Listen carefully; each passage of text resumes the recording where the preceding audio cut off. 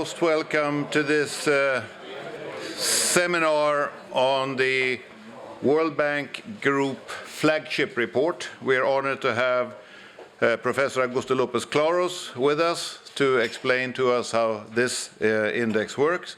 And we are supported here by Entreprenörskapsforum, Johan and Pontus here, and also EVA, as you know. And EVA is an academy. We participate in public debate internationally, but of course very much in the main in Sweden. We think that these types of events and the ability to look into what's happening in the world around us is actually just down the road of where and what we want to be in terms of being a platform for that public insight. There are many indexes around the world, and they are usually also ranking, and we will hear more about this one before. To me, I think that's actually very good. First of all, it gives us an understanding of how our country, these are country indexes right now, is doing compared to other countries. And from that, you can see, obviously, how competitive are we as a nation, and that's compared to other nations, but of course it's also very interesting to see how can our young generation of potential entrepreneurs, how can they actually relate to the systems that we have in Sweden, and what would have happened had we learned from other countries. I think one of the absolute best effects of these types of indices is that you can go around to other countries and find out what they have done that seems to be much, much more successful. I was telling a couple of people around the breakfast table here this morning that I was in France with a very similar discussion on how they could become more innovative and more entrepreneurial. And after a while, this was between the Nordic countries and France, and after a while we said, you know, take the Swedish tax system, take the Danish labor market system, the Finnish basic schools, and then keep everything as French. And that probably would have been not a so bad recipe for doing something different in France. I think this is one of the best things that we can be. I'm happy to see, I think, that Sweden is doing reasonably well. I think we need to understand that we should remember that that's not always been the case. On the entrepreneurial side, we had a period between, let me make it easy, say 25 years, 68 to 93, compared to the 25-year period after 93. 68 to 93, we had very low entrepreneurial startup rates. And we had a number of large Swedish companies. I need only to remind you of IKEA and Tetra Pak, who left the country because of the political debate that we had during the 68. And I can certainly feel sorrow for those companies having left the country, but I can feel even more sorrow and real pain over the fact that we had, over that period of time, 68 to 93, a great number of companies that were never started, just because the politics around what we were doing were such that we were not enhancing how to be an entrepreneurial nation and how to get young people to start. Nowadays, I think we probably are different there. I think we have a young generation of entrepreneurs, and we would now like to hear how Sweden compares to other countries when it comes to setting this up. So with that, let me hand over to Pontus.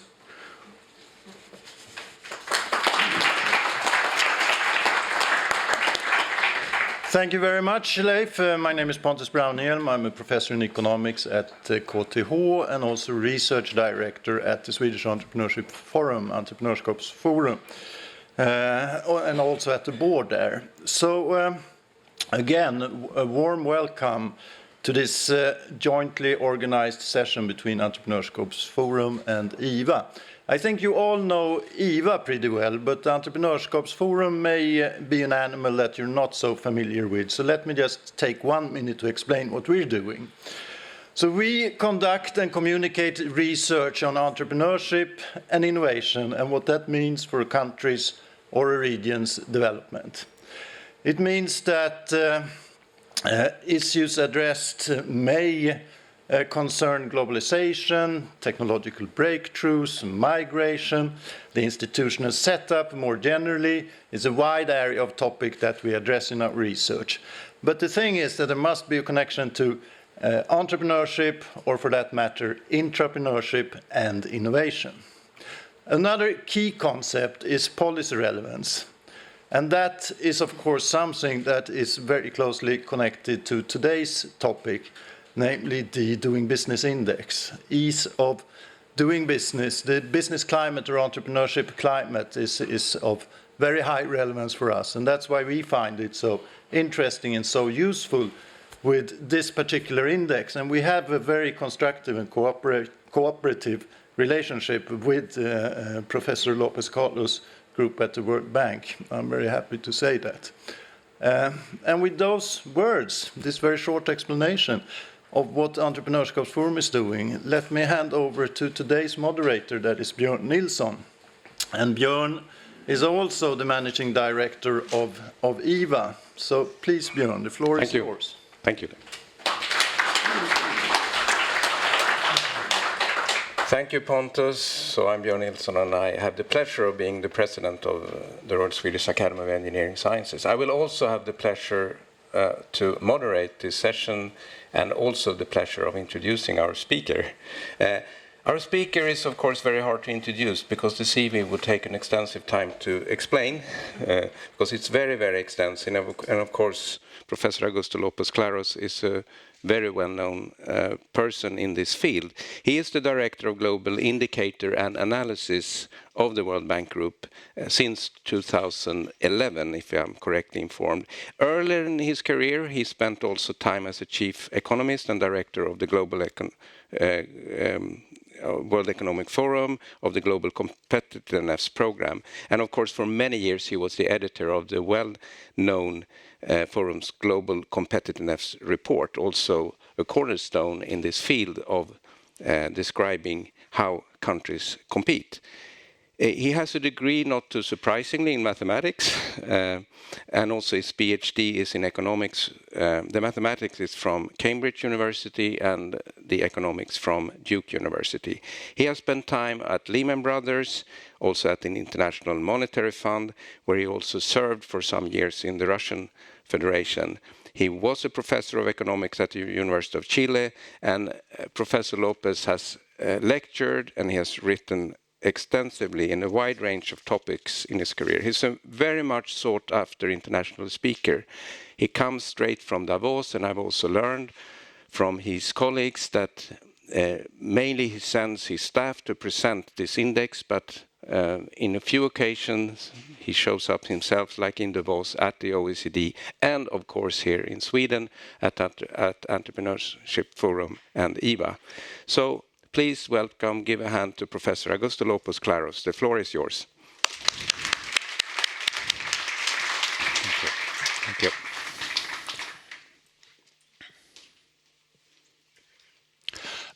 Thank you very much for that kind introduction. It's really a pleasure to be with you this morning. What I'd like to do is a couple of things. I'd like to tell you what we do in the Doing Business project, which has been going on at the World Bank for 14 years. And also I'd like to give you a sense of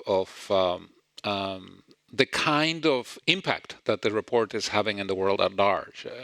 Doing Business is actually more than just a report.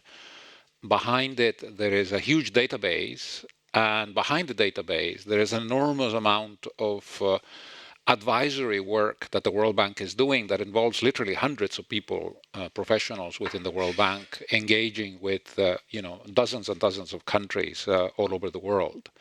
So it's a huge operation. It wasn't perhaps envisaged as such. It was, I think, initially conceived as an academic exercise, but it has evolved over time, and it has really become a very, very large animal, within the work that the World Bank is doing. Essentially, what we do in the Doing Business report is we have built up over the years a number of indicators that capture different dimensions of the business environment. And the indicators themselves have actually been developed on the basis of insights from the economic literature and from the empirical work that the World Bank has been engaged in for many years. Just to give you 2 or 3 examples very quickly. For instance, we have known for quite a long time, even before the Doing Business project, that countries where it is more difficult to set up a company, where there are procedural complications and bureaucracy associated with the setting up of a company, we know that in those countries, levels of informality tend to be higher and levels of corruption tend to be higher.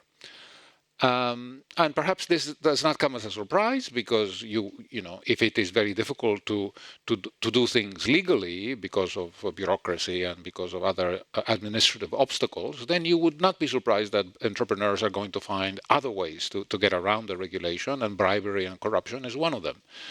And of course, informality likewise. You would expect informality to be larger in those countries where the legal framework is less clear, and where it is more difficult to be formal and to be within the framework of the law.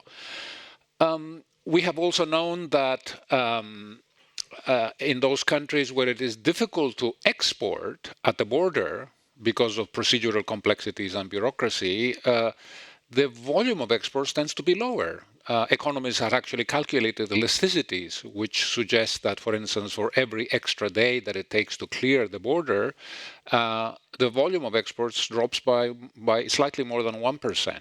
And if we're talking about agricultural exports, the figure is more like 4%. The elasticity is much higher. We have known that if property rights are insecure, it is much more difficult for the entrepreneur to use his property as collateral to access the financial system, and therefore the level of financial intermediation and credit will be lower than would be the case in an environment in which property rights are very clearly defined and secure, and so on. So at some point in the early part of the previous decade, we at the bank decided that, well, why don't we bring some of these insights together, and we put together a group of indicators that will, in a sense, aggregate these insights and eventually come up with a single measure that will capture, in some sense, you know, the quality of the business environment as faced by the business community. And so that's the story behind the indicators. We have 11 indicators altogether. We're developing a 12th, which I will refer to in a couple of minutes. And I mentioned 3 already: starting a business, trading across borders, registering property, but we have others. We have one on enforcing contracts, we have one on construction permitting, we have one on paying taxes. Paying taxes is very important. You would think that countries would make it easy for entrepreneurs to pay taxes. It's the opposite is true. It is complicated. It takes time. It is very often in the context of a great deal of lack of clarity about the tax regulation. And so we have an indicator called paying taxes, which captures the time that it takes to settle your tax obligations, the number of payments that you have to make, and also the tax rate, which, as you will see soon, you know, varies dramatically from country to country, and so on. So this is a little bit the background of this project. Now, what we have tried to do over the years is to innovate. We didn't have 11 indicators to begin with on year 1. We had 5 actually, and you know we have built up the indicators over time, capturing different dimensions of the business environment as we have grown.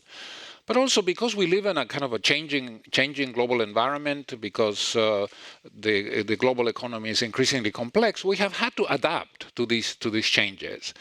To give you an example of the kind of changes that we have made, I will go back to something that we did last year. We have an indicator called registering property, which captures the time, the number of procedures, and the cost associated with registering property when it changes hands from the seller to the buyer. And this indicator did us well for many years. But then we began to get a little bit of criticism from some of the countries France, for instance, did not do very well in registering property, and they came to us at the World Bank, and they would sit down with myself and my team, and they would make the following argument.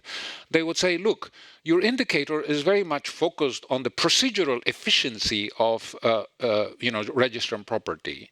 And we admit that in France, it takes time to register property, and it's actually quite expensive. But, they would say, once the property is registered, the security of the transaction is very great. We hardly ever have litigation through the judicial system because there is lack of clarity in our regulation. And your indicator, as you have defined it, doesn't bring in this particular dimension of our system, which we think is its strength, right? And so sometimes jokingly they would say, what you're doing at the bank is with your focus on procedural efficiency, you will ultimately develop an indicator where shaking of hands will be sufficient. That's one procedure, it takes 1 minute, and it doesn't cost anything. And so that will be your country that will be the leading the indicator on registering property. Of course, I think that they meant that only half seriously, but they were making a more general point. And so what we did is, we took this criticism on board, and last year, in addition to these three components which capture the procedural efficiency, we developed a separate index, which we integrated with these three components, that brings in 30 different dimensions of the quality of the land management system, and that ultimately says something about the strength of property rights in the country. And so our registering property indicator now is much stronger. It brings in all these dimensions. The French do much better in this more comprehensive index, although that was not the purpose of why we did it. We didn't do it to help the French. We did it because we thought that there was some value to the criticism. And like this, we have done other innovations. So this year, the 2017 report, which was issued a couple of months ago, is also a year of some innovation. And there is one particular innovation that I'm very proud of, which I will now explain.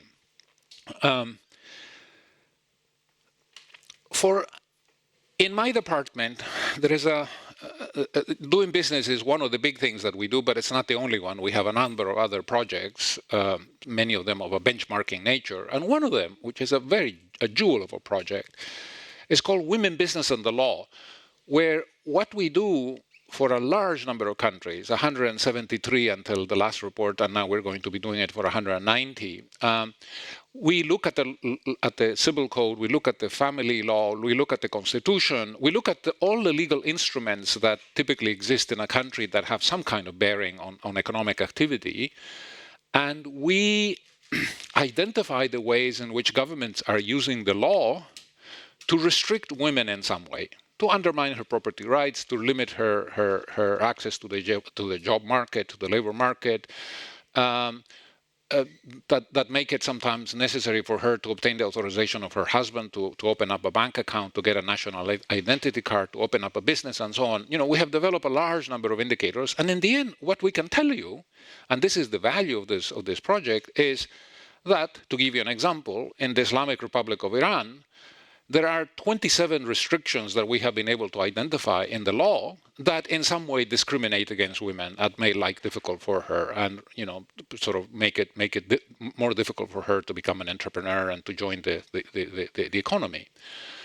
And so from this report, which has led a kind of a separate life within the World Bank, we learned many years ago that, for instance, in some countries, if you're a woman, it's actually more difficult to get a business started. There are more procedures to fulfill. There are authorizations that you have to get, for instance, from your husband, that are not relevant if you happen to be a male entrepreneur. And so people began to tell us, hey, some of your doing business indicators are biased. You are not correcting for the fact that in some of these countries, half of the population is actually facing a more difficult business environment. And this was a very valid criticism. And it was something that was particularly painful to me as the director of this program. I care a great deal about the credibility of the indicators. And so We didn't do this innovation until this year because we didn't have the data for 190 countries, which is the coverage of doing business. And so with the support of some donors, I should say the generous support of some donors, because data collection for a large number of countries is very expensive, we finally concluded that data collection effort a year ago. And this year, what we have done is in 3 of the doing business indicators, we have made this correction. So that if in a country today, it is more difficult to set up a company because you happen to be a woman because you have to fulfill more procedures, it's more costly to you, and so on and so forth, then we penalize the country. We make an adjustment to the data. And so this year, doing business has this sort of gender dimension included, and for that reason, I think it is a much stronger report. There are 38 countries that get affected by these adjustments to the data. As you can see, most of these countries are in the Middle East and North Africa region, and many of them are in Sub-Saharan Africa. There are 3 in South America: Ecuador, Suriname, and Chile. And we may do a bit more of this in the future. So far, we have limited our adjustments to 3 indicators: starting a business, registering property, and enforcing contracts. We had to be a bit cautious in terms of how energetically we moved on this front. As you can imagine, there are countries in the World Bank constituency that are not great fans of women, business, and the law, because we identify these restrictions, we publish them. It's a database that is publicly available, and sometimes this creates a bit of discomfort. I'll be happy to say more on this, but for now, let me just pass on and continue. I said that we're developing a 12th indicator. This is an ongoing project. It is going to be an indicator on public procurement. You know, public procurement is a very, very important economic activity. Countries typically spend anywhere between 10, 15, 20, 25% of GDP selling to the government. We are thinking of calling this indicator precisely that, selling to the government. And what we have done is for about 180 countries, so we're still 10 short of collecting the data, we have brought in a large number of dimensions of the public procurement process. You know, the transparency, you know, whether the information is available online, what sort of security deposits are required at the time that you make the bid, and so on. I won't go into the details. It's a very complex operation. We have collected a huge amount of data. And in fact, the data has been so valuable and so interesting that even before we integrate this indicator into the Doing Business project, we have already published a couple of reports on public procurement with the data that we collected. And we're going to use a subset of that data to design an indicator in coming months. And the idea is to include this indicator in next year's, to the 2019 report, which would come out this October. In the spirit of innovations, one of the things that we have done in recent years, which I just want to spend a couple of minutes on, is, you know, Doing Business has acquired a very huge media presence. It is really the most sought after and the most iconic report put out by the World Bank.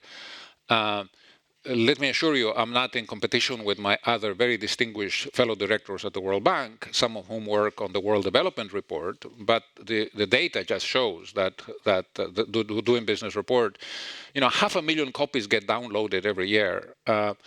Therefore, its reach is really, really vast. And as I have said before, it has spawned a huge amount of work and operations within the World Bank associated with the data. You know, I have literally hundreds of colleagues giving advice to governments and to countries on how to, for instance, amend their bankruptcy law. Because countries are coming to the World Bank and saying, I'm not doing so well on the resolving insolvency indicator, and it appears to be because my bankruptcy law is old, it hasn't been amended in the last 30 years, so please can you help us, you know, come up with a more modern, more relevant, more helpful bankruptcy legislation, and therefore there will be lawyers within the World Bank who do not work in my department. They work in the advisory side of the World Bank, and they will go and help the country draft a new piece of legislation. One of the challenges one of the reasons why the World Bank, I think, the Doing Business report has acquired this prominence is linked to the rankings, which are a bit controversial. I won't shy away from saying that, but they have also galvanized public attention and have really led governments, to very much focus on their data and on their performance, because the rankings, of course, immediately allow for comparisons across international borders. Now, one of the problems that we had with the rankings is that they are relative in nature. The problem with rankings, from a purely methodological point of view, is that a country can make progress with respect to its own history and can still fall in the rankings because other countries are making more progress, right? That's the nature of the sort of relativity of rankings. And so I would often encounter, and some of my other colleagues in my department, I'm not the only person that makes public presentations on doing business. I have a very talented team. And as we travel around the world, very often the complaint would come from authorities. Look, I've done a number of things last year. The person speaking typically was, say, the economy minister or some other senior official. And when the report came out a few months ago, lo and behold, notwithstanding the good things that we have done, we dropped in the rankings, whatever, 5 places. And then the prime minister has summoned me and has told me, well, what's going on? You have been telling me that you're doing all these wonderful things, and look what the World Bank is saying, that instead of being 120, now we're 125.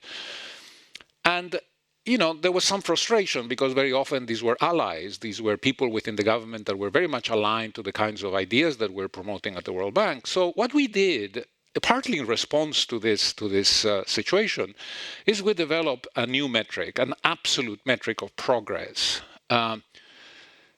And we call this the distance to the frontier.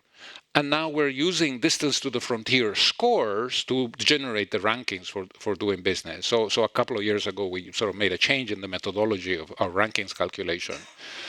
And the distance to the frontier metric is actually based on an interesting idea. We developed this idea with some of our researcher colleagues in the research group of the World Bank. As I said, this is a big operation, and we collaborate shamelessly with very talented economists and other researchers in the World Bank.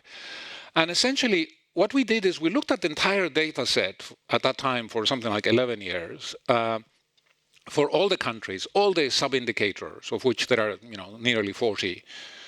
And we said, where are the best practices in the world? So to give you an example, we have an indicator called starting a business. We capture the time, the procedures, the cost associated with setting up a limited liability company. And it turns out that if you ask yourself, where is it quickest to get a business started? The answer to this question is New Zealand. It takes half a day. They have developed a very efficient system. It's all an online platform, and the New Zealanders have basically, just developed a very, very efficient platform that allows a potential entrepreneur to set up a company in half a day. And so, for us, for the sub-indicator time to set up a business, the frontier is New Zealand. In other words, no country does it better than New Zealand in that particular area. Where is it fastest to enforce a contract? Well, there are some countries where if you, as the business head, have a problem with a supplier who hasn't delivered the goods, and you need to enforce the contract because you have given him a prepayment, and you need to enforce the contract through the judicial system, it may take 3 to 4 years. Which basically means it's very costly. You're going to spend a lot of time in fees and in court costs and so on. And in the end, you may actually opt for just letting the money go, because you're going to spend more money trying to recover it than one you actually spent already, right? Well, in Singapore, it takes 120 days to enforce a contract. Very quick, very efficient. The Singaporeans have developed all kinds of electronic systems, for litigation and for interacting with the court system. And so for us, that is the frontier. the sub-indicator time that it takes to enforce a contract. I think you begin to get the idea, right? Slovenia, it costs nothing to set up a company. They have developed a system whereby if you're an entrepreneur, you don't have to pay anything. In Spain, it costs a couple of €1,000. And so we have, the whole variety of experiences across the world. And so the frontier is a kind of a line that we define at 100, which is kind of a horizontal line that goes from left to right in this graph.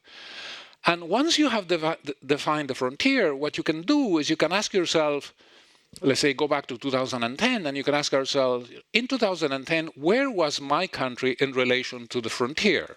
And those are the little yellow dots that go from left to right. And then you can ask the question, in last year's report, where was my country in relation to the frontier? In other words, how much did it narrow the distance to the frontier over the last 7 years? And those are the spikes, the blue spikes. And so the bigger the spike, the more you have narrowed the distance to the frontier. The nice thing about this metric is that then a country can drop in the relative rankings, but can still improve its score in the distance to the frontier metric. And so I would go back to that minister that complained to me a few years ago and would say, look, what you tell your prime minister is, yes, look, we dropped a few places in the ranking because rankings are relative, but our distance to the frontier score has improved a couple of percentage points, which means that our business environment this year is better than it was last year. And this is important. It is important to be able to compare yourself with respect to your own history.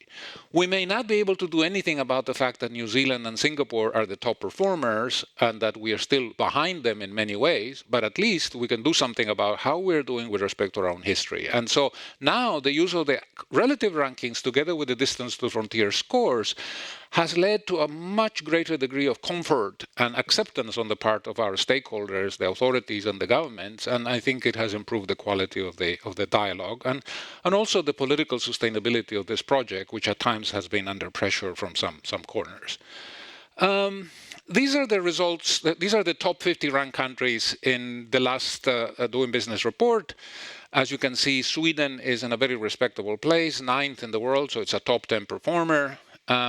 You can see the distance to the frontier scores on the right-hand side. So New Zealand, which has overtaken Singapore as the number 1, has a distance to the frontier score of 87.01. And Sweden is just a few points behind at 82.13.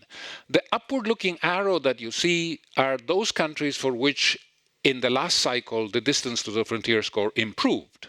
And as you can see, it improved for many countries. And that's the the encouraging bit that I referred to. This shows you the share of countries in each region of the world that is engaged in doing business reforms. So, for instance, in Sub-Saharan Africa, 75% of the countries are implementing doing business reforms. At least one, sometimes many more, 3, 4, 5. It's not unusual. For us, this is very, very encouraging. The Doing Business report has really become a very, very important tool in the dialogue that the World Bank has with Africa. This number, 75%, 10 years ago was 35%. In other words, the presence of the Doing Business report in Africa has increased dramatically. And it has led to a huge amount of engagement between the bank and African countries. And for us, this is very important because Africa remains the region of the world that has some of the largest, most important clients as far as the bank is concerned, in terms of what's at stake as regards the development process. This is a chart that shows the cumulative improvement in the distance to the frontier scores over the last many years by region of the world. And you can see on the left-hand side that the region of the world that has made the largest improvement is Central and Eastern Europe and Central Asia. This is the region that in the World Bank we call ECA, that basically includes Poland and the Baltic countries and the Czech Republic and Slovenia and also a few countries in Central Asia like Kazakhstan and some of the other Central Asian republics. And it's notable to see how this region has really improved much faster than many of the other regions. On the extreme right-hand side, you have the OECD, which has shown the least improvement, which is not surprising because the OECD was already doing well when doing business was launched. So there has been improvement, but less than in places like Africa and the Central and Eastern Europe. You might ask, what is it about Central and Eastern Europe and Central Asia that has led to this fairly dramatic improvement? Why are some of the countries that have made the most progress in this region of the world? And here, we've looked at the data, and there appear to be at least a couple of things underway. One of them has to do with the fact that many of these countries, already since the early 90s, have been on a kind of a reform momentum. They have been engaged in institutional and economic reforms in the early stages because they needed to qualify for entry into the European Union. This would have been until 2004 when they joined, and that was the incentive.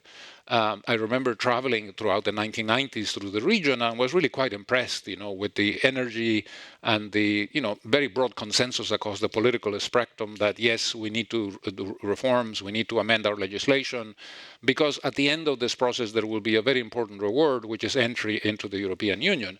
And then, of course, since 2004, once they join in, they have continued with these reforms because now Poland and the Czech Republic and Latvia and Estonia and so on, they have to compete with Sweden and they have to compete with Germany. And so the incentives have shifted, but the reform momentum remains there. And so it is very often the case that when we look at, the 10 countries that improved the most in the last year in terms of the distance to the frontier score, many of these countries happen to be located in this region. And this is my way of complementing the European Union. The European Union has had a bit of a rough time in the last couple of years because of the euro crisis and so on and so forth. But we tend to forget that actually it's a very, very effective convergence mechanism. Some of the countries with the lowest Gini coefficients in the world are located in the European Union, and there has been a great deal of convergence between the poorer members, to the levels of income per capita of the richer members over the last, 15, 20 years. Just a couple of bits.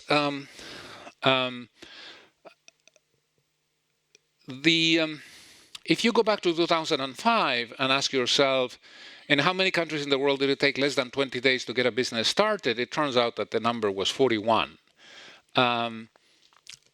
Today it is 130. There has been a dramatic increase in the ease of doing business, at least as regards this indicator is concerned. But in fact, it's not just this ease to start a business. Here I have many charts which show you. I won't go into too much of this description here, but if you look at the upper left-hand graph. What we did is we split the sample into two groups. One we call the worst quartile. These are the countries where it's toughest to do business in the world, where it's complex, it's procedurally difficult, it's very costly. You have to be a hero to want to become an entrepreneur in these countries because the government is so obstructionist. Venezuela is in this group, for instance. And then the best three quartiles. And you can see that if you go back to 2005 and you ask yourself, how many days does it get to get a business started in the worst quartile? It takes 117 days. Although in places like Venezuela, it takes a couple of hundred days. And then how many days does it take to get a business started in the best three quartiles? It takes 29 days. So there's a gap of 88 days between the two countries, between the two sets. But by 2016, this gap has been narrowed to 29 days. Huge progress. There is a sort of a convergence underway in the data, and this is very encouraging for us at the bank because we are an organization that is very much committed to the idea of convergence. We would ultimately like countries in Africa to have the standard of living and the opportunities that your young people in Sweden have. It will take long. It's a huge challenge. Africa remains the region of the world where it is still most difficult to do business, but it is nice to see that there is a process of catching up. I'm looking at my watch. Sometimes people ask, why is it that you don't have an indicator for corruption? And the answer to this question is that there is a huge correlation between the corruption perceptions index of Transparency International on the one hand and the distance to the frontier scores of doing business on the other. As you can see, the correlation coefficient is 0.8. So the ease of doing business score, or the distance to the frontier score, is a very nice proxy actually for levels of corruption. And this makes eminent sense in those countries where there are a lot of procedural difficulties. Businesses will try to get out, will try to bypass the existing regulation, not to comply with it, and they will do that by paying bribes. Of course, the other interpretation is also likely that very often these bureaucratic complexities and procedural difficulties are deliberately introduced by public officials in order to extract bribes from the business community, right? So they're there as part of the sort of a culture of bribery in some of these countries. This year, you may have noticed that the subtitle of the report is Equal Opportunity for All. We have looked at the whole question of inequality, also partly because we included this gender dimension in some of the doing business indicators, which has a great deal to do with equity in society, providing opportunity for women. And I don't have time to go into a kind of a detailed overview of what has been happening to inequality in the world. Let me skip and show you one little interesting exercise that we did at the bank, by simply to highlight that we have a very serious problem of inequality in the world today. A couple of years ago, one of my former colleagues at the IMF wrote a piece in the Financial Times called, if I remember correctly, The Golden Age of Growth. And his argument essentially, I don't want to trivialize, it was a very good article, but the argument can be captured in a couple of sentences. It was basically saying, look at the data. For the last 20 years, the low-income countries have been growing at twice the rate of the high-income countries. Therefore, they're catching up. Therefore, we have entered into the golden age of growth. Eventually, there will be convergence. Let's celebrate. That was the essence of the piece. Now, the data on which this argument is based is actually correct. The low-income countries have been growing more quickly than the high-income countries already for quite some time. The question really is, how long will it take for this convergence to take place, right? And once you begin to look at the data, the results are really quite interesting. It turns out that if you look at the average income per capita of the low-income countries, it's about $600 per year. The average income per capita of the high-income countries is about $41,000 per year, right? So if you take a look at these two sets of countries and you say, okay, I'm going to allow the low-income countries to grow, let's say, at 4% on average for the foreseeable future, which is just an extrapolation of what has happened in the last 20 years, and you say, I'm going to allow the high-income countries to grow at 1.8% per year for the foreseeable future, which is, again, the rate that we have actually registered over the last 20 years, then you can ask yourself, well, when do they converge? Because, of course, it is arithmetically true that convergence will take place if one set of countries is growing at twice the pace of the others. That will happen. But the question is when, right? Well, it turns out because you're applying a 4% rate to $600 and you're applying 1.8% to $41,000, the gap actually widens for many, many, many more years, because 1.8% to 41,000 is a number that is a lot bigger than 4% of 600. I'm simplifying the argument a bit, but I think you get the general sense. Well, it turns out that the gap widens until about well into the next century, until it becomes $404,000. And then the year of convergence in that first scenario is 2210, okay, a full couple of hundred years from now. And this is not very encouraging, right? It's not very encouraging to tell you're the head of state in an African country, and you tell your people, don't migrate to Western Europe, stay here. we're improving our doing business indicators, and you hang around for a couple of hundred years, and we will have the opportunities that we have in Sweden and in Germany and so on, right? So what we've discovered is that there is a kind of an interesting correlation between distance to the frontier scores on the one hand and Gini coefficients on the other. Basically, by improving the quality of the business environment, you are providing opportunities to the business community. You are making it easier for small and medium-sized companies to make a contribution to the economy. You are allowing, young entrepreneurs and women and other groups of people to basically boost their income. And this tends to improve income distribution, which is encouraging. It's encouraging for us that doing business and the doing business project and improving in the doing business indicators is having this collateral effect. Actually, in the women business and the law data, we have also discovered that correlation. Countries that have better let me be careful to be accurate. Countries that introduce policies that make it much easier for women to integrate into the labor market are countries that tend to have much lower Gini coefficients as well. So it's kind of nice that at least these two main projects in the bank have this implication for income distribution. Let me conclude by just quickly showing you some interesting data for Sweden. This is not the top 50, but a whole range of different countries across the world.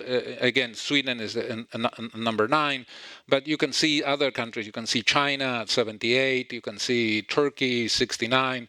Turkey, by the way, has dropped quite a bit this year, not surprisingly, given what is happening in the country. Venezuela is well on its way to being the last country in the world. It has been dropping consistently over the last few years for reasons which are nicely captured by the data. And in Venezuela, during the last year, the public sector was working only 2 days per week because they couldn't keep the lights on for the rest of the week. And so that actually led to a delay in many of the procedures, because you want to get a stamp or you want to fulfill a procedure, you go to the government office and you see the sign, it's closed, come back on Monday, right? And today is Wednesday, and so it takes longer to do everything.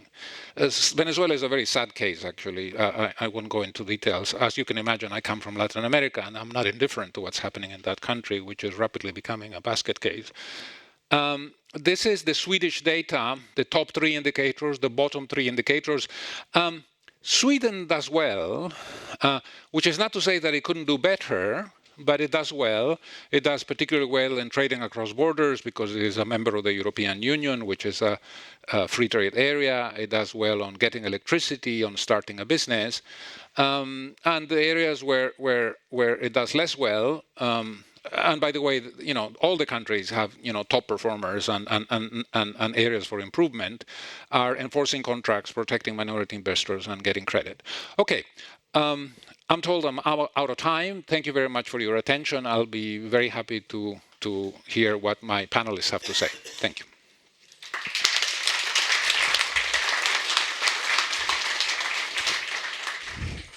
Thank you very much for a very, very interesting lecture here.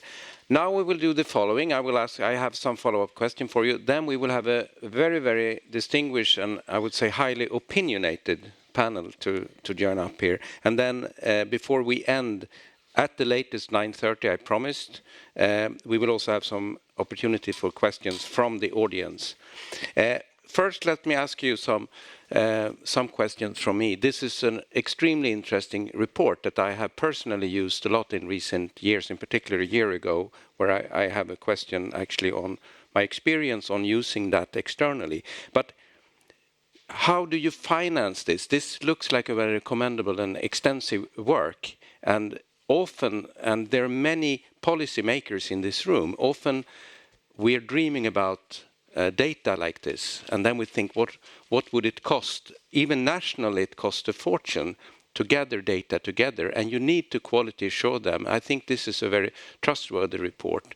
So, do you have enough financial resources to do everything you need, and how do you finance it? Okay.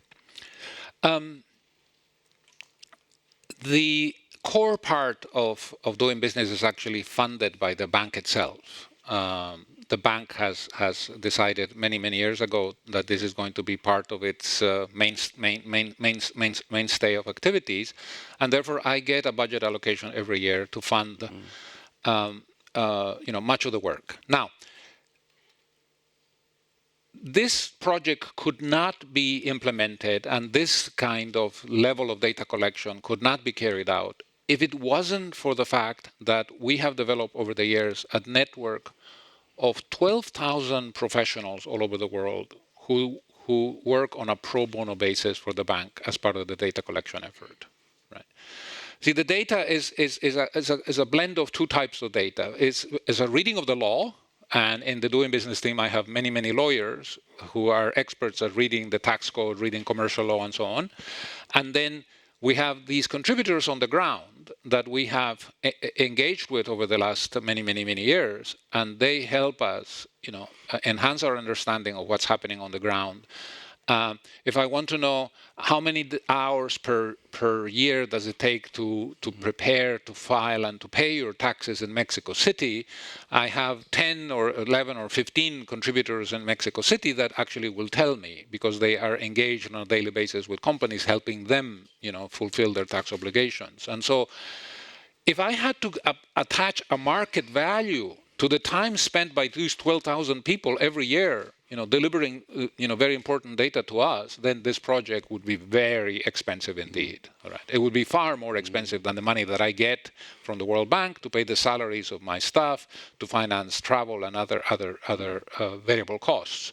So it's basically a combination of these two things. So thank you very much. So you find, even though we don't have slavery anymore, you found a model where you can get volunteer work. Right. I will not ask all the questions I have, because I think the panel also deserves it. One thing that I get very curious about, because in this country we talk very much about labor market regulations. It's part of, I would say, our history and our background to really have a controlled labor market. In the report, you report that you have collected data that you don't yet use. Can you comment a little bit how you like to move forward on that? I told you that we have 11 indicators, one of which is deals with labor legislation. But this data is actually not integrated into the ease of doing business ranking. The ease of doing business ranking is based on only 10 indicators. And there is a kind of a painful history behind this. What was then called the employing workers indicator, which captured the labor market legislation, was part of the ease of doing business project until about 2009, 2010. And then it was taken out under some pressure from the labor unions and other stakeholders, because there was a perception that the index did not strike a right balance between the benefits of labor market flexibility, which is what matters to the business community, and, at least as argued by the trade unions, the benefits of social protection and other kinds of protections. And there was a large argument and so on, and then it became very political, and I don't want to go into the details of this history, but basically the World Bank decided that it would take out this data from the index. It would publish the data on an annual basis, which we have continued to do. And the idea is that at some point, once we have developed an indicator that could withstand this criticism, we will put it back into the index. It hasn't happened so far, but there is a project underway, and we're continue to do research in this area. Yeah. So I guess that the more important this index has become, the more criticism you will receive. Final question for me. A year ago, me and Pontus, we were helping organizing a big event in Africa, in South Africa, dealing with how can innovation promote the development of Africa in general.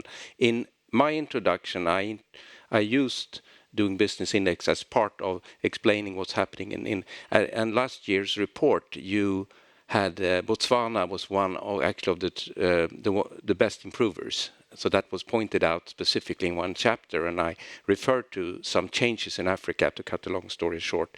I didn't know that a minister from Botswana was sitting in the front row.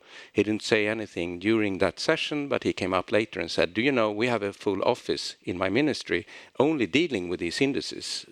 So therefore, because we think it's so important. Can you comment a little bit how actively actually countries are using this index? Is it becoming a religion almost? Because for him it was.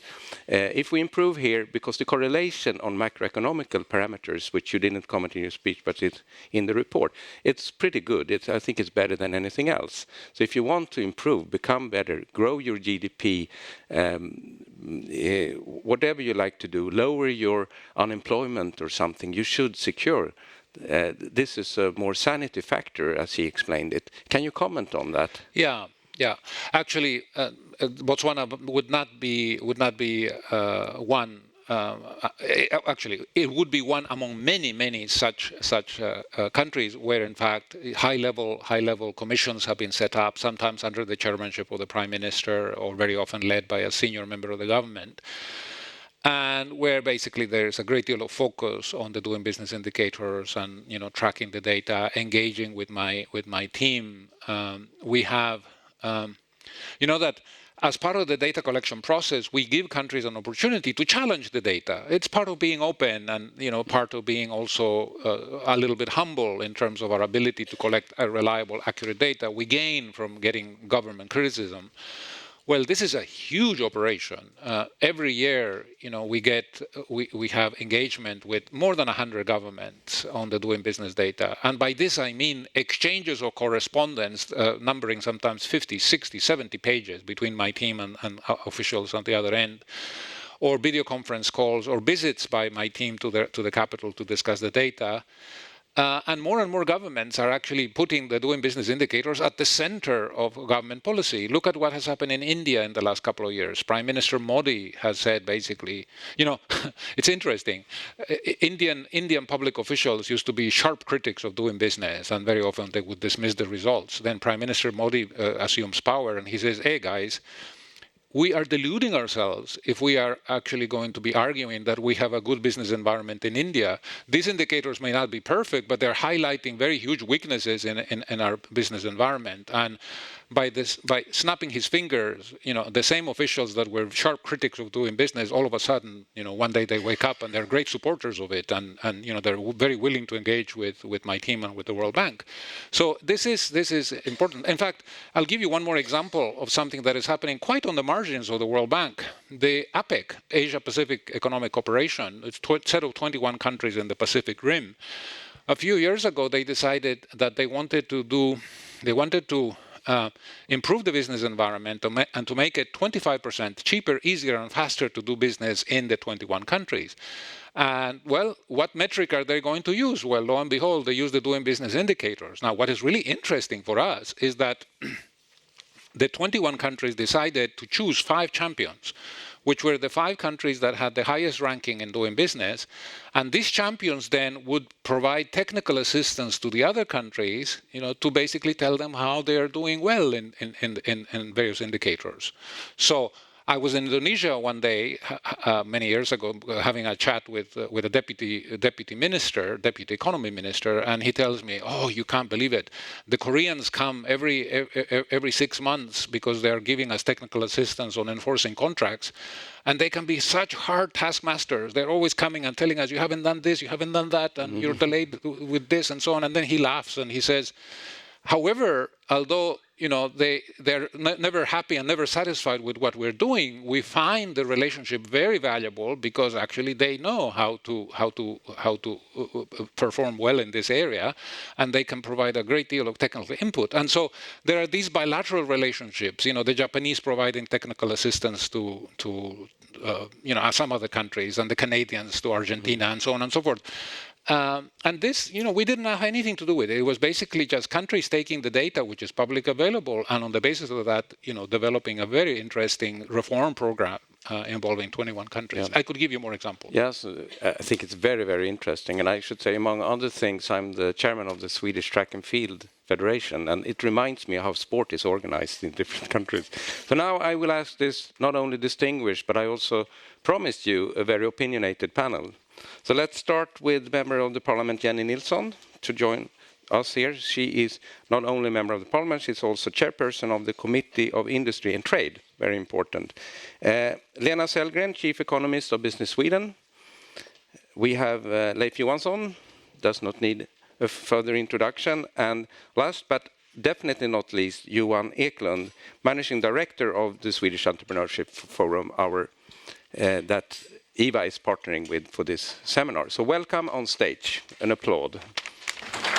And I also kindly ask our speaker to remain on stage to be part of the panel and at least comment here.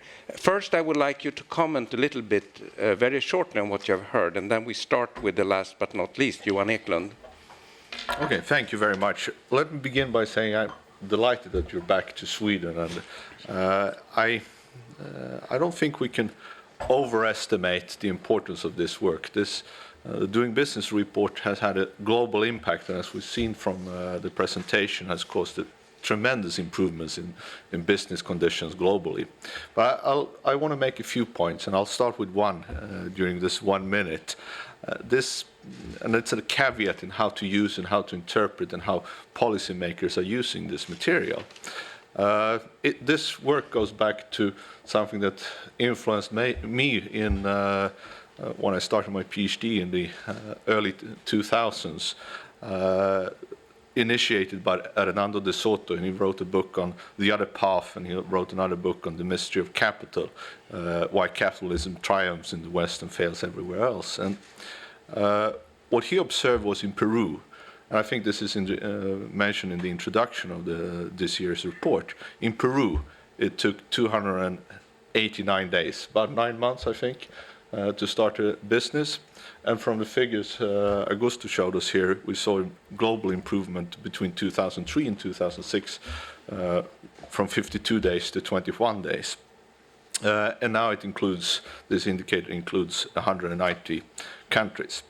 And from this, it looks like Sweden is doing quite well. We're ranked number 9 out of these 190 countries.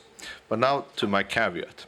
And this is mentioned by Augusto, but I want to really emphasize it, that perhaps we should be careful in interpreting that we're doing very well, because what I think we should be doing, we should be comparing ourselves to the top 30 countries, to the OECD countries. And we look at the top 30 countries, that ranges from Slovenia in rank number 30, I believe, and New Zealand number 1. And that's the range of countries we should be comparing ourselves with. We shouldn't be comparing the Swedish institutions to Somalia, Eritrea, and Venezuela, which are in the bottom. And when we do so, and here comes the opinion, when we do that, I think we're rather mediocre rather than top performers. So, and that's my first point. I have a few more points to make. Okay, we then move over to Leif. Well, I think from the slides that were shown, I think one thing that we need and should understand when we are now in a period of criticism around the European Union is to see that we actually have had if I understood the slide correctly, the highest reform pace in Europe and Central Asia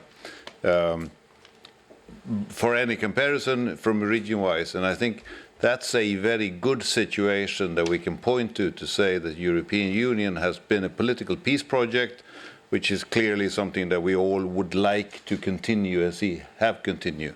But it's actually also been a project of reform. When it comes to ease of doing business, when it comes to entrepreneurship, and with that, by creating a much better continent for us all to live in. And that's remarkably different from where we were post-Second World War up until the early 90s, you could say. So I think we should really give the EU good credit for that. Okay, we continue.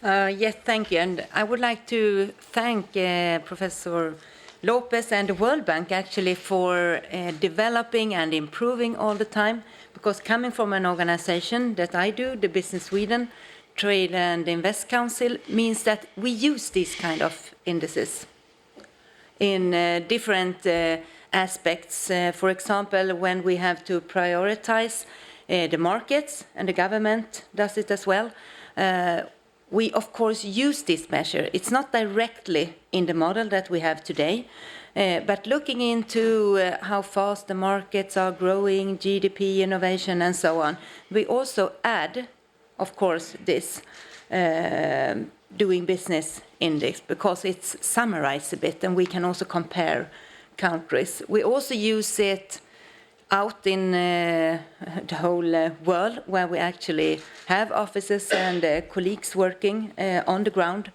They also use it to be able to compare in the different regions to see how do the different countries relate to each other. Is it easier or more difficult to do businesses? So then it's very good to develop it. And as I see it, this absolute index that you can compare to the frontier, it's a very nice way to do it, because it's not easy to use indices. They do not capture everything.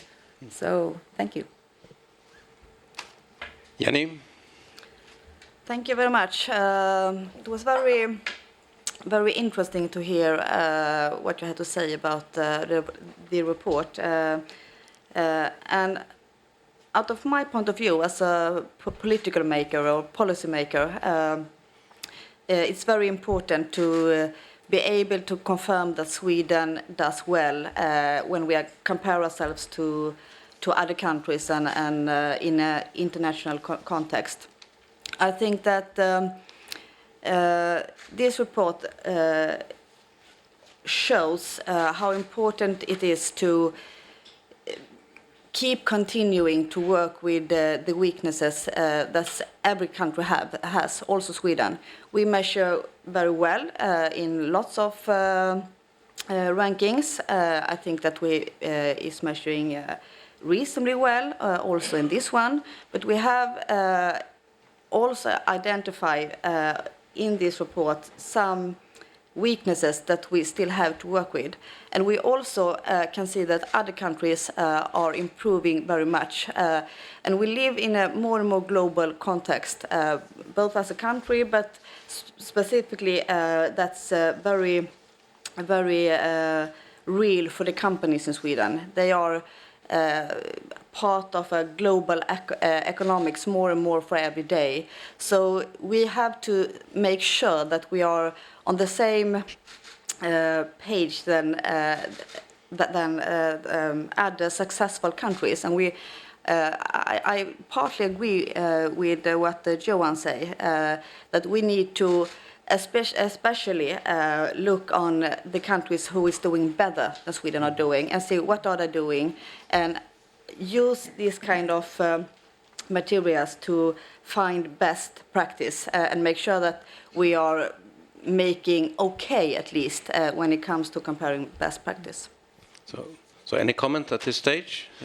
Thank you for your comments. And I'd just like to pick up on the comment by Mr. Johansson on the European Union. I think it's very appropriate what you say. For me, there is a kind of a personal insight into this, because as a young economist at the IMF, I was actually the economist for Spain. So I used to go to Spain on official missions of the IMF and have engagement with senior officials in the government. And this was at a time when Spain was just joining the European Union in the late 80s. And again, Spain has been in the news in the last couple of years, not always in a favorable light because of the Euro crisis and the response to the crisis of 2008 and 2009 and so on. However, if you abstract from that, which is essentially a temporary macro issue, and Spain was already recovering and growing quickly, and you actually look at what has happened to the country in the last 30 years, from that early period to the present, and the transformation has been fantastic. I mean, Spain has a quality of infrastructure that is better than the United States. And I tell you this because I live in the United States. It's a country that I know well. And this would not have happened if it had not been because of the European Union, because the European Union has a formal mechanism whereby the high-income countries actually support the low-income countries through structural funds and other kinds of supports. And but beyond that, the quality of the macro policy, the improvements in the sort of supporting institutions of the market economy has been remarkable. And I don't think Spain, the Spanish, would have been able to do this without the support and the incentives provided by the European Union. And so I come back to this issue. I think beyond the immediate last few years, if we take a long-term perspective, I think the European Union has been remarkably successful in supporting economic growth. Yeah. Now I have some specific question for you. I will start with Jenny. In politics, now you're expected to reveal now the insights in politics and your party, the Social Democrat. When you dig into the report, and Professor Lopez did that partially, you see that Sweden is not scoring very well. And if you take the Johan Eklund approach as well, you see that among the OECD countries, we're very low. Like getting credit, we're globally at 75 or something, and that's the lowest where we are.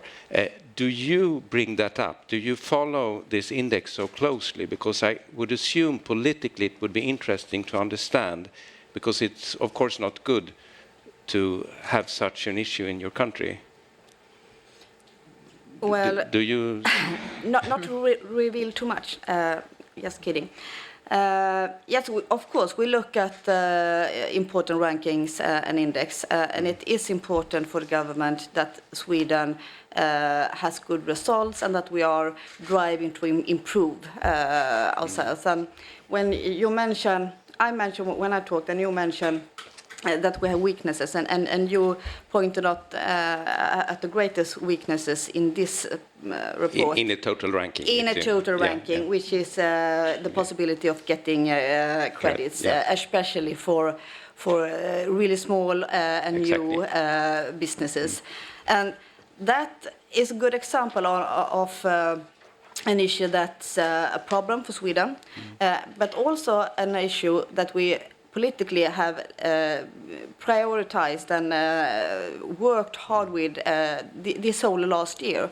We have put in place reforms to both increase the possibility of venture capitals for these specific companies who has the greatest problems in this area. And we are now also trying to get in place a better incentives for ordinary banks to improve the ordinary loans for banks. Not all new companies want venture capital for their businesses. So we have to have both these, both loans and venture capital who is better working. And that has been a priority for the government in all of 2016.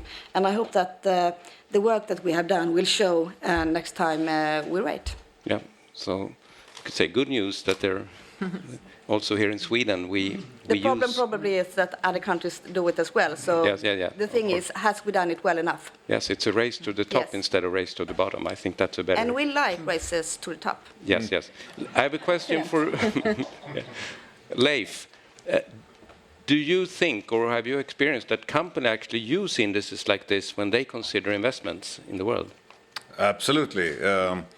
If you look at what globalization has meant for many large global companies, it has actually meant the possibility and sometimes the need to go into different countries and make investments. That can be access to market like in China or South America. It can be how to export. It can be where is the best, what are the best conditions to make an investment. So companies, large global companies, typically use these types of indices as a way to select between where investments can be made. And I think therefore important. But I think let me make one point when we talk about racing to the top, and you made an analogy with sports. In sports, you can say there's usually only one winner and one number two and number three. In this case, I think there is actually very good evidence that we can do a lot of good things in Sweden, we can improve our ranking here without that being detrimental to anyone else. It doesn't mean that anyone else is losing. It just means that we are becoming better. And I think therefore it's not a zero-sum game where some win and some lose. It's actually a situation where we make the whole world or a continent more competitive, more business-oriented, and better to improve. So even within the ranking, you can say, I think it's important to say that this is not a zero-sum game. We would want to have the best efficiency or the best opportunities, for example, in Sweden, or the countries where companies like I represent are present. Thank you. A question for you, Johan. There are lots of interesting observations in this report, and I would imagine this could be a source of future economic research. There are like correlation that more stringent entry-level regulations cause higher level income inequality and higher Gini coefficients, and there are lots of such operations. Do economical researchers around the world pick these observations out to put research into it, and do you use it in as a distinguished researcher in this field? We certainly do, and many other researchers across the globe do. One example which Pontus and I are working on is on the tax indicator, and we're combining that with the data that we are compiling on entrepreneurship, Global Entrepreneurship Monitor, and looking at how that measures the various phases of an entrepreneur from the startup phase to a mature business, how this tax complexity or tax burden indicator influences the probability of having a growing business. So researchers certainly do it. And then, if I may add another point to this, there is also a wish list among economists around the world, what hopefully would be included. So I would really like to see the labor market indicator come back, and measures of access to human capital, perhaps. And Lena, a question for you. You mentioned a little bit how this is used when we promote Sweden.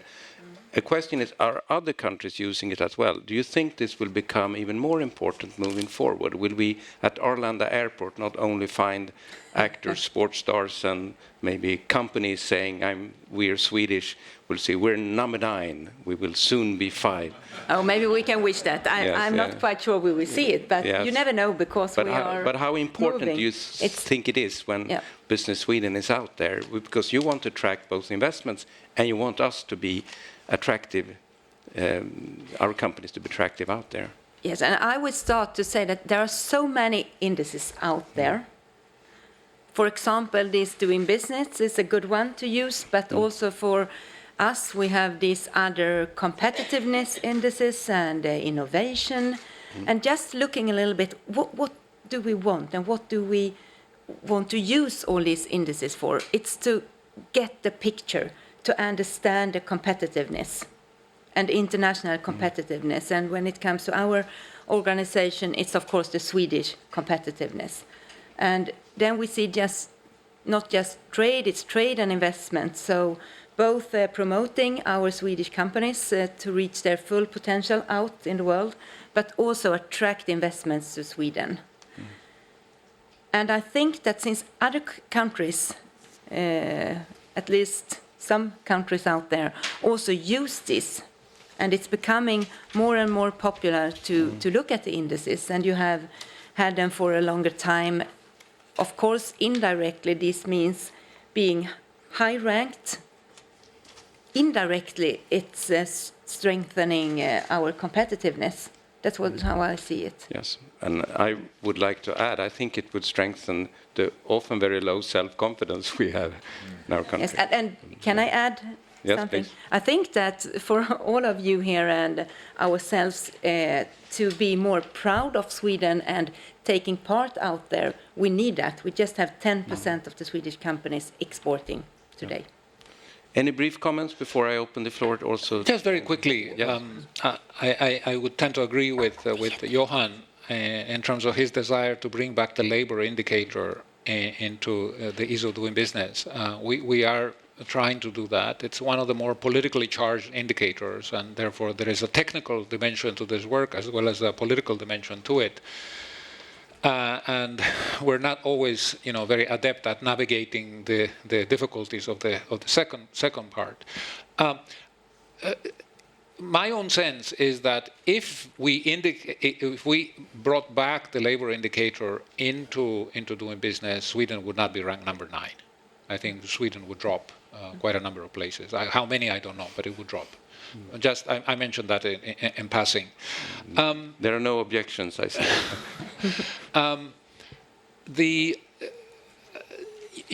This project is contributing in some way to actually change the nature of the World Bank itself as an organization. Perhaps some of my colleagues at the World Bank would not agree with me, but this is, I feel this very strongly. The bank has shifted in some ways over the last few decades from being a financier of development projects into a deliverer of knowledge and information and best practices, right?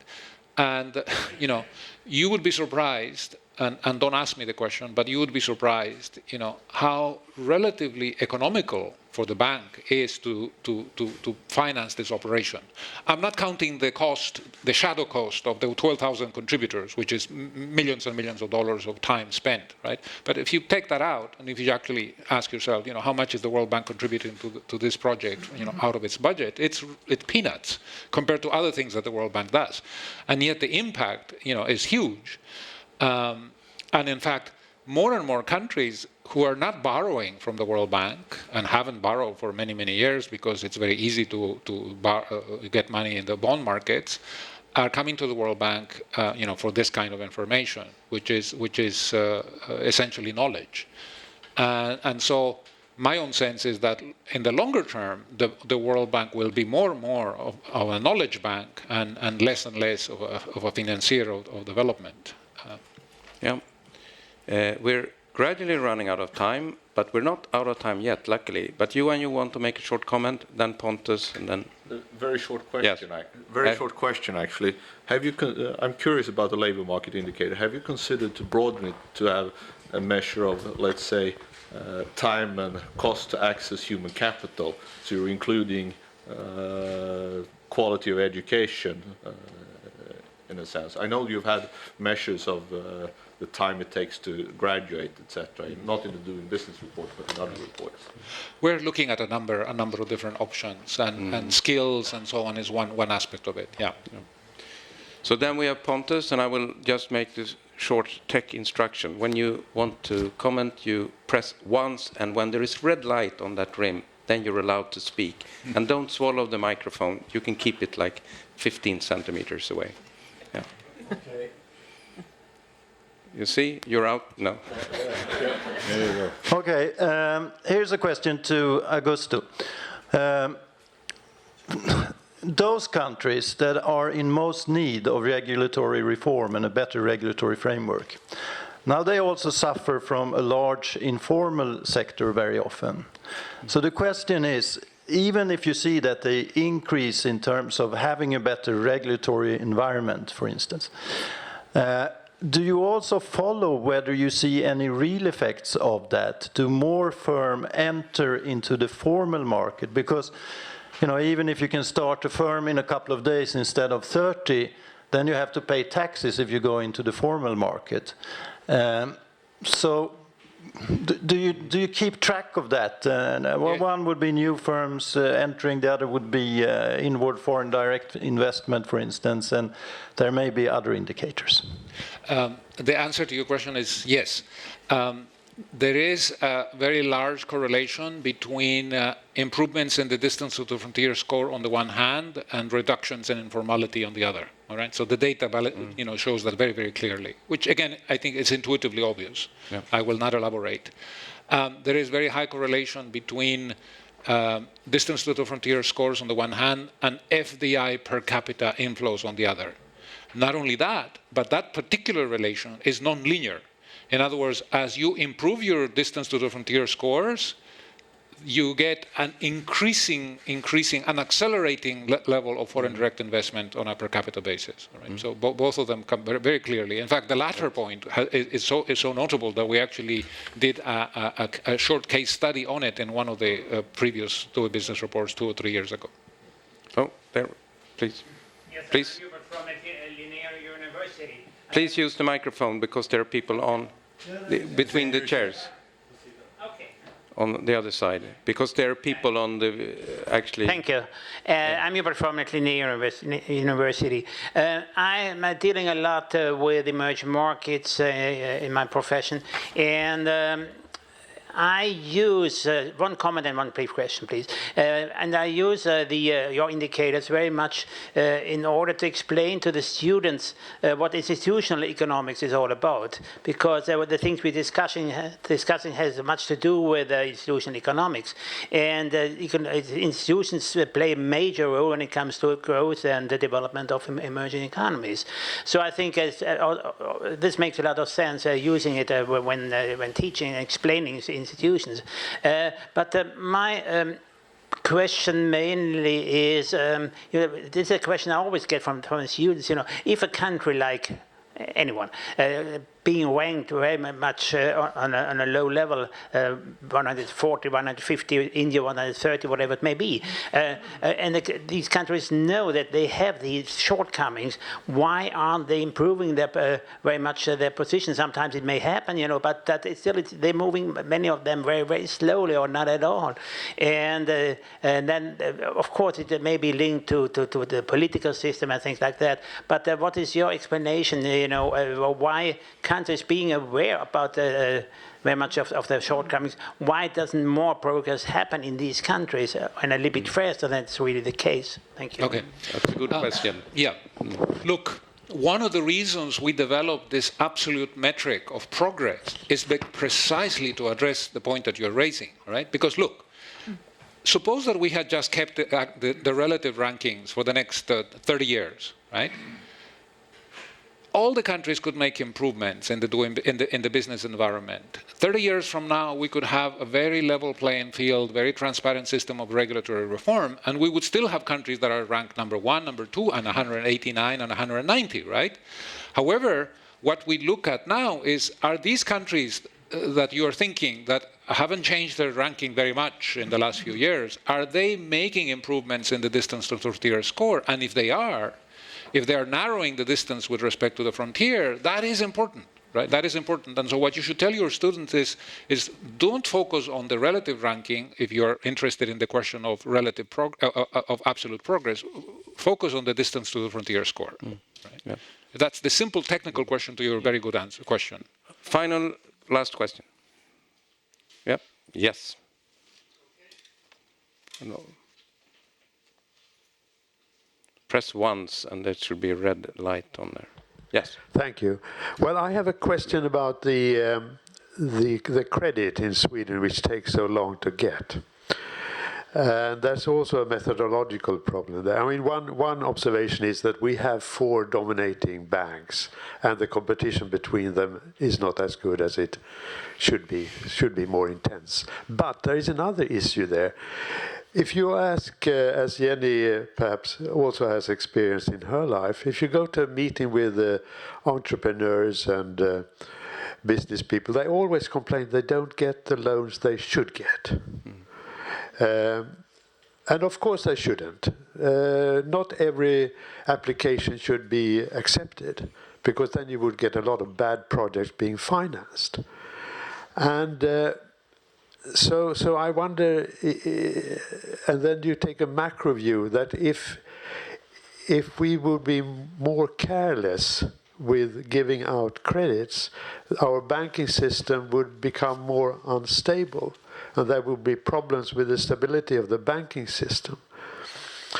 So I wonder, I mean, what do you really, is it good always to have a better score on this?